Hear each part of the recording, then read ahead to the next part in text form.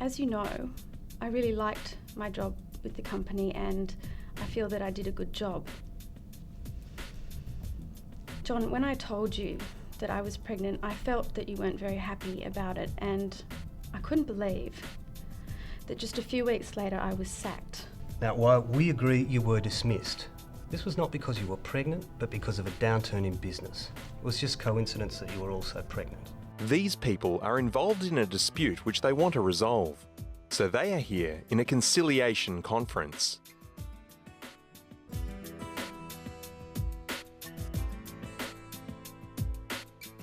My role here today is not to take sides or to try and determine the facts in Belinda's complaint. Conciliation is a process that allows people to try and resolve a dispute in a way that is acceptable to both of them.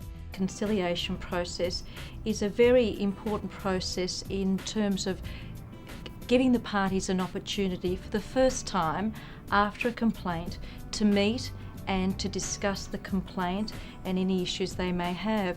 In that sense, it works extremely well. Yeah, well, conciliations are generally fairly quick. They usually only go for a few hours. This is different to a court case, which can be long and drawn out.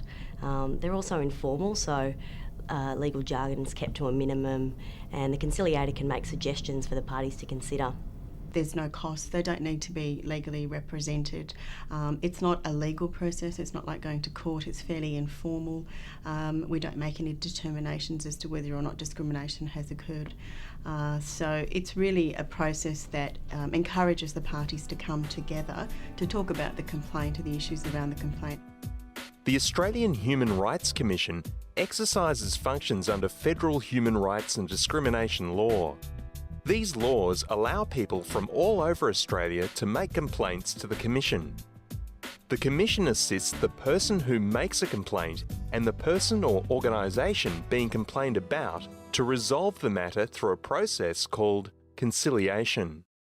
The purpose of this program is to help those involved in a complaint to understand and prepare for conciliation. Let's start at the beginning. What types of complaints are made to the Commission? David, who works as a storeman, complained that his co-workers treated him unfairly because of his racial background.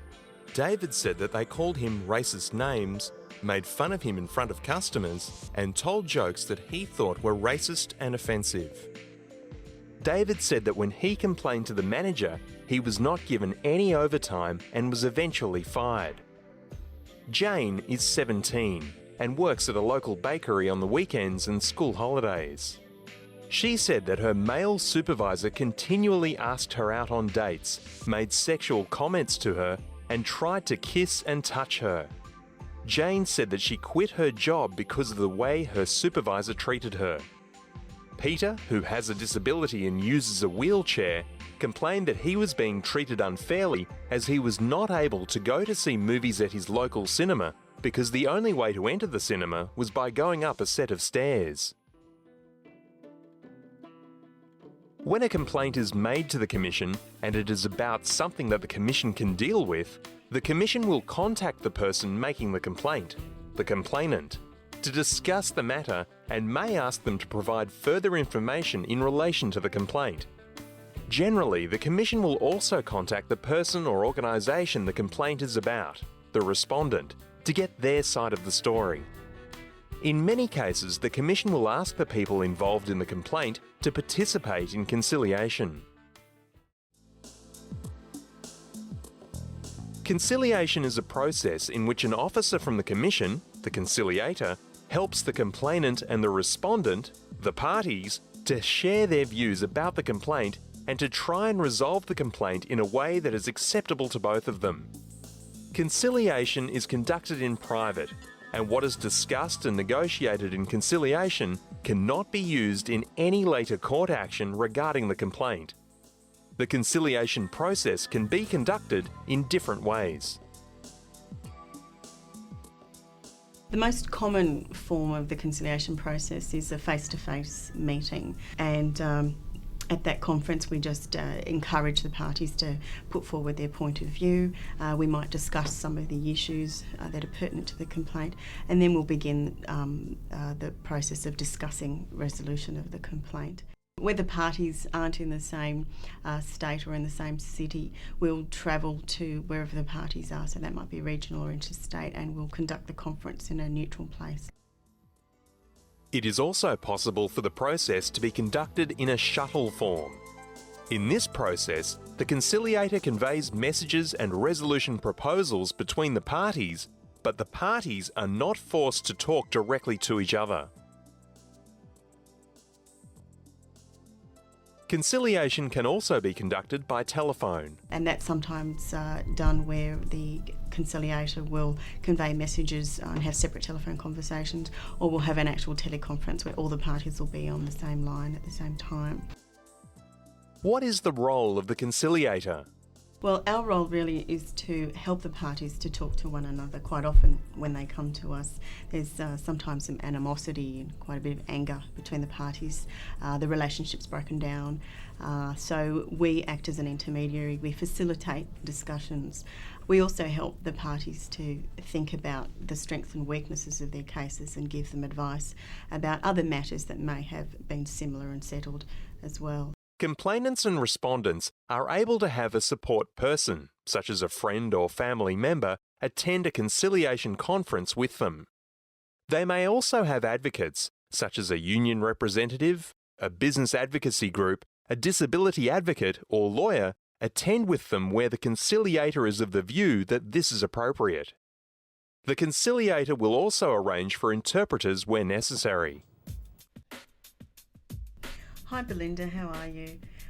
I'm assuming you got that letter setting down the conference for the 17th of September? Yes, I have.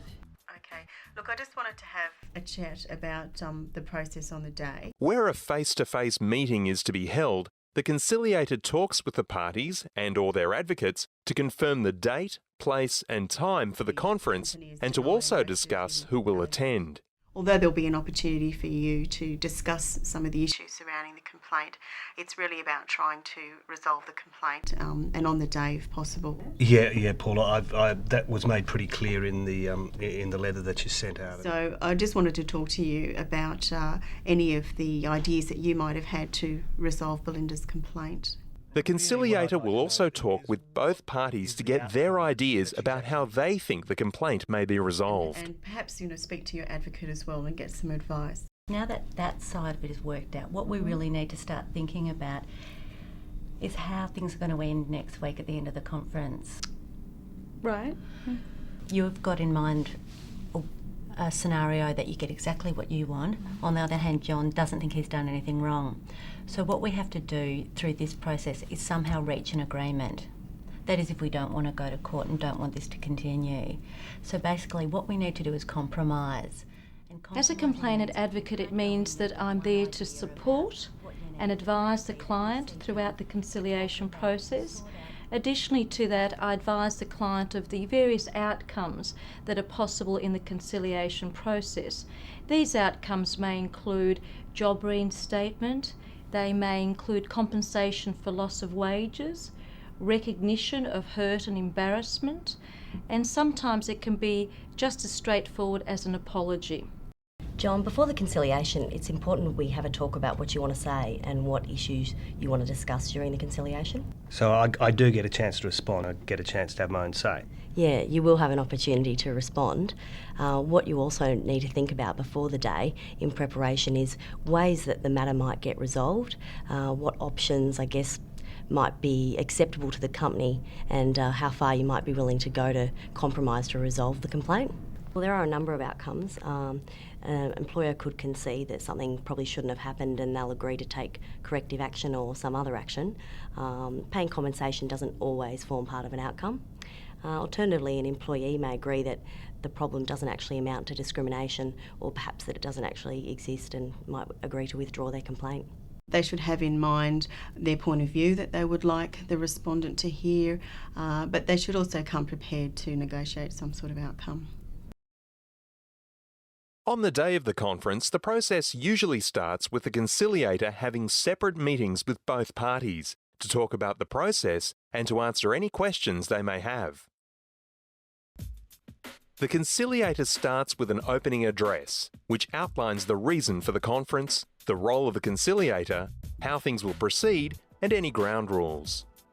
My role here today is not to take sides or to try and determine the facts in Belinda's complaint, but to try and help the parties talk to each other about the issues in the complaint and help you to come to some sort of resolution. I'd ask that we treat each other with mutual respect, that we listen when the other person's speaking and not interrupt them. And if at any time during the process you need to have any breaks to talk to each other or consult with one another, just let me know, okay? In the next phase, parties give their statements. This is an opportunity for the complainant and respondent to say how they see things. Okay, Belinda, could you just start by telling us why you made the complaint and how you see things? Yeah, well, as you know, I really liked my job with the company and I feel that I did a good job. John, when I told you that I was pregnant, I felt that you weren't very happy about it, and I couldn't believe that just a few weeks later I was sacked. I really needed to work for as long as I could to get some money, and I just feel that this is really unfair. Okay. All right, thanks for that, Belinda. John, would you like to tell us how the company sees things? Thanks. Well, Belinda, there are some things we agree on, but we also disagree on a number of things. Now, while we agree you were dismissed, this was not because you were pregnant, but because of a downturn in business. It was just coincidence that you were also pregnant. Look, I'd like to take this opportunity to explain to you a little bit more about the economic position of the company. All right, perhaps just before you do that, John, I noticed that there was some confusion about what may have led the company to... The conciliator may then identify some areas for further discussion. Belinda, one of the things that you raised in the more detailed account of the things you said I did. In many cases, the parties do not agree about the facts, and both sides may have evidence to support their version of events. But disagreeing about facts won't prevent you from trying to resolve the matter and put it behind you. The conciliator may ask to meet with the parties separately. The parties may also ask the conciliator for a break to talk with their support people or advocates. The next phase of conciliation is to negotiate. Belinda, you had some ideas about what you would like to resolve the complaint. Can you tell us about those? Yeah, sure. Well, as I said, I still think that... Negotiation usually starts with the complainant putting his or her ideas to the respondent. As you know, I wanted to continue working up until a few weeks before the baby was due. So I would be prepared to withdraw my complaint if the company would agree to pay me the money that I would have earned for this time.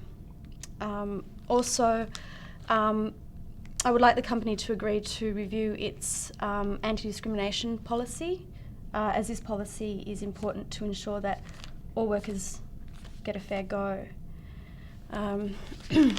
I've tried to work out how much this would be. Yeah, look, based on the period of time that it elapsed between the termination of the employment and when Belinda had the baby, it's about 5 months' pay that she's missed out on.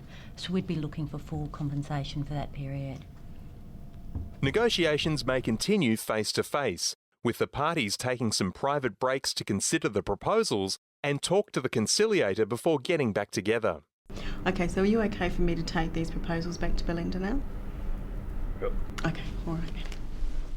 Alternatively, negotiations may be conducted with the parties in separate rooms, and the conciliator conveying proposals and responses between the parties. Okay, Belinda, I've had a talk to John about your proposed terms of settlement, and at this stage, what he's thinking of doing is offering you an amount for loss of income, 6 weeks.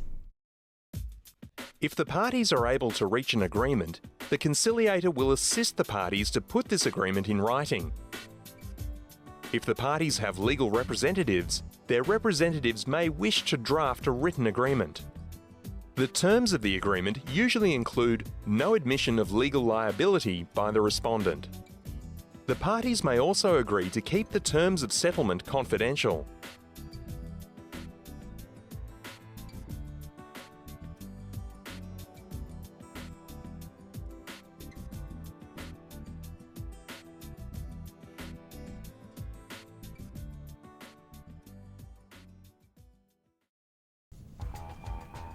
If the parties cannot reach agreement on the day of the conciliation conference, the conciliator may suggest that the parties take a few days to consider the various proposals that have been discussed before making a final decision. Where it is clear that the parties will not be able to come to an agreement, the President of the Commission will terminate the complaint and provide the complainant with a termination notice. Once issued with a termination notice, the complainant may apply to the Federal Court of Australia or the Federal Magistrates Court for the court to hear and determine the allegations in the complaint. The complainant has 60 days to make an application to the court. The conciliation process of the Australian Human Rights Commission is a fair, inexpensive and informal way to resolve complaints.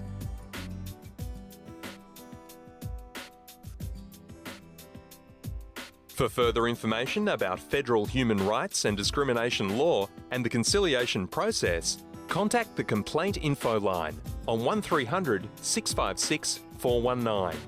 Calls to this service cost the same as a local call, regardless of which part of Australia you are calling from. Information about the law and the complaint process is also available in other languages. Information and examples of conciliation outcomes can be downloaded from the complaints page of the Commission's website, www.humanrights.gov.au.